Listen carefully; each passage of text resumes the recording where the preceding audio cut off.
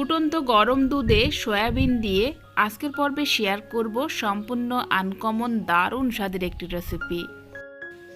আশা করি আজকের রেসিপিটি আপনাদের সবার ভালো লাগবে। রেসিপিটি বানানোর জন্য আমি এখানে 1.5 কাপ পরিমাণ নিয়েছি সয়াবিন। এখন এই সয়াবিনগুলো নর্মাল জল দিয়ে আমি ভালো করে প্রথমে ক্লিন করে নেব। তো এখানে সয়াবিনটাকে আমি 2-3 বার জল দিয়ে ভালো করে ক্লিন করে নিলাম। এবার আমি একটা প্যানে দিয়ে দিচ্ছি প্রায় 1 কাপ পরিমাণ দুধটাকে এখন ভালো করে ফুটিয়ে নেব। তো এখানে দুধটা এভাবে ফুটে উঠলে এখন আমি দিয়ে দেব জল ঝরিয়ে রাখা সয়াবিনগুলো। পুরো সয়াবিনটা আমি এখানে দিয়ে দিচ্ছি। সয়াবিনগুলো দেওয়ার পর এখন হাই ফ্লেমে আমি 1-1.5 মিনিট ধরে সয়াবিন আর দুধটাকে জাল করে নেব। আর এই 1-1.5 মিনিট ধরে জাল করতে করতে সয়াবিনে কিন্তু পুরোপুরি দুধটা টেনে নেবে আর সেই সাথে সয়াবিনটা একদম সফট হয়ে আসবে। তো এখানে আমি খুব ভালো করে একটু নাড়াচাড়া করে দিলাম। তো এখানে ধীরে ধীরে কিন্তু দুধটা কমে আসছে আর সয়াবিন কিন্তু পুরোপুরি দুধটাকে টেনে নেবে। ততক্ষণ পর্যন্ত আমাদের এটা জাল করে নিতে হবে।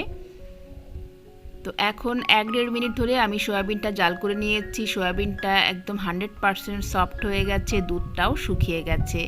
এই পর্যায়ে আমি সয়াবিনটাকে নামিয়ে রাখবো। এবার আমি একটা ফ্রাই প্যানে দিয়ে দিলাম 2 টেবিল চামচ পরিমাণ সরিষার তেল। দিয়ে এখন আমি একটা আলু এরকম কিউব করে কেটে নিয়েছি। এখন এই আলুগুলো আমি ভেজে নেব। আমি এখানে একটা আলু দিলাম, আপনারা চাইলে কিন্তু আলুটা দিতেও পারেন আবার স্কিপ করতে পারেন। এবার আমি সামান্য লবণ আর একটু হলুদ দিয়ে আলুগুলোকে হালকা ব্রাউন কালার করে ভেজে নেব।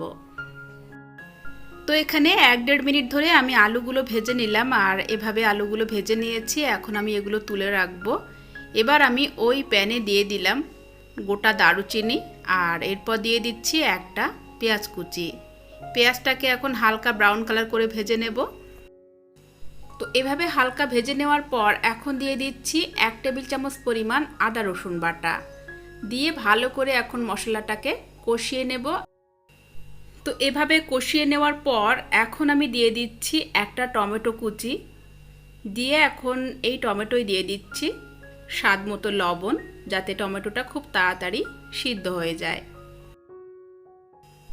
এই পর্যায়ে দিয়ে দিচ্ছি সামান্য হলুদের গুঁড়ো আর 1/2 চা চামচ পরিমাণ কাশ্মীরি লঙ্কা পাউডার দিয়ে এখন মশলাটাকে খুব ভালো করে আবারও একটু কষিয়ে নেব।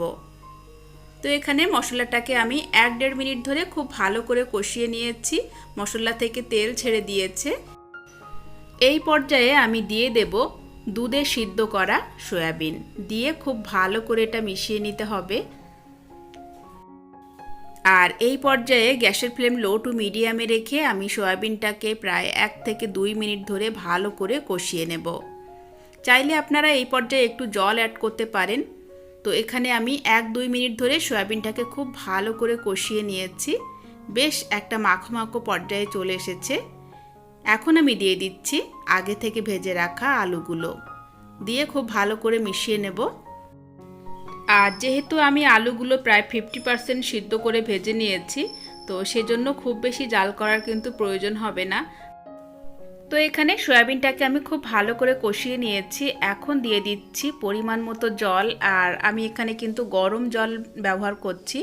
আপনারাও দেওয়ার চেষ্টা করবেন, এতে করে রান্নাটা অনেক টেস্টি হয়। আর আমি এখানে প্রায় 1 গ্লাসের মতো জল দিয়ে দিলাম। এটা আমি একটু মাখো মাখো রেখে দেব। আর এখানে কিন্তু সয়াবিন আলু সবটাই সিদ্ধ হয়ে গেছে, তাই খুব বেশি জাল করার প্রয়োজন নেই। মোটামুটি আরও 1-1.5 মিনিট ধরে লো টু মিডিয়ামে রেখে দেব। দিয়ে আমি সয়াবিনটাকে নামিয়ে নেব। তো সম্পূর্ণ আনকমন সয়াবিনের এই রেসিপিটা আপনারা একবার বাড়িতে ট্রাই করে দেখবেন। এটা খেতে অনেক টেস্টি লাগে।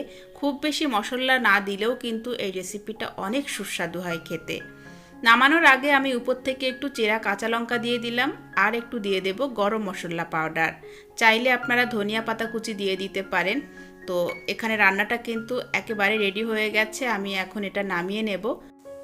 আশা করি এই ইউনিক সয়াবিনের রেসিপিটা আপনাদের সবার ভালো লেগেছে। ভালো লাগলে লাইক, শেয়ার এবং সাবস্ক্রাইব করতে ভুলবেন না। আজকের মতো বিদায় নিচ্ছি। দেখা হচ্ছে আগামী পর্বে নতুন রেসিপি নিয়ে। আল্লাহ হাফেজ।